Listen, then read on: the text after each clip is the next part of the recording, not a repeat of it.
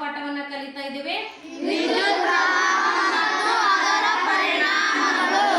ವಿದ್ಯುತ್ ಪ್ರವಾಹ ಮತ್ತು ಅದರ ಪರಿಣಾಮಗಳನ್ನ ಕಲಿತಾ ಇದ್ದೀವಿ.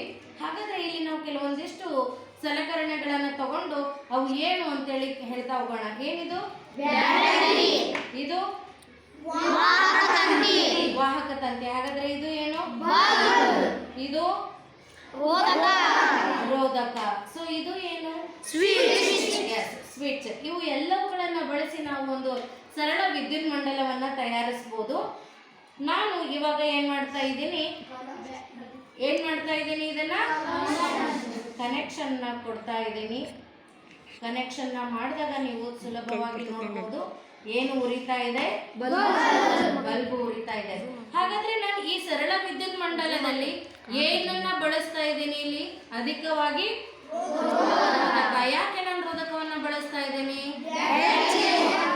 ಹೆಚ್ಚು ಶಕ್ತಿ. ಎನರ್ಜಿ ಏನಾಗಿದೆ?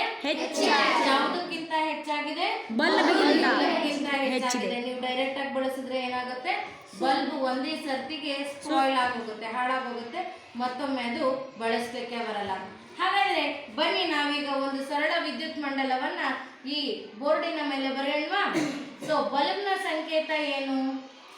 ಸ್ವಲ್ಪ ನೀರಲ್ಲಿ ವೆಟ್ ಮಾಡ್ಕೊಳ್ಳೋಣ.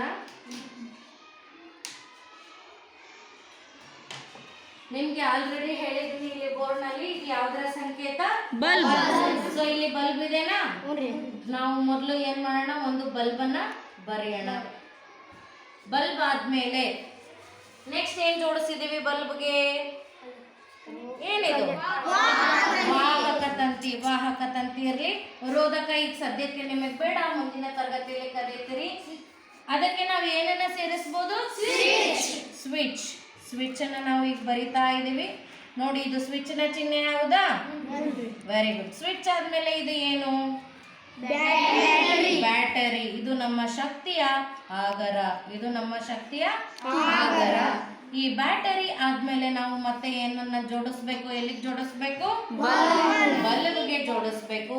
ನೆನಪಿರ್ಲಿ ಮಕ್ಕಳೇ, ಯಾವಾಗ್ಲೂ ಅಯಾನುಗಳು ಯಾವ ದಿಕ್ಕಿನಿಂದ ಯಾವ ದಿಕ್ಕಿಗೆ ಚಲಿಸುತ್ತವೆ?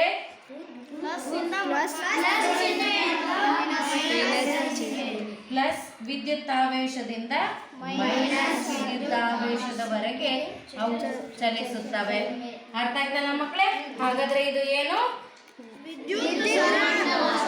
ಸರಳ ವಿದ್ಯುತ್ ಮಂಡಲ. ಏನು ಮಕ್ಕಳೇ? ಹಾಗಾದ್ರೆ ಇದು ನೋಡಿ. ಇದು ನಿಮಗೆ ಕಾಣಿಸ್ತಾ ಇದೆನಾ? ಕಾಣಿಸ್ತಿದೆ ಅಲ್ವಾ? ಸೊ ಅರ್ಥ ಆಯ್ತಾ ಮಕ್ಕಳೇ ಇದು? ಓಕೆ.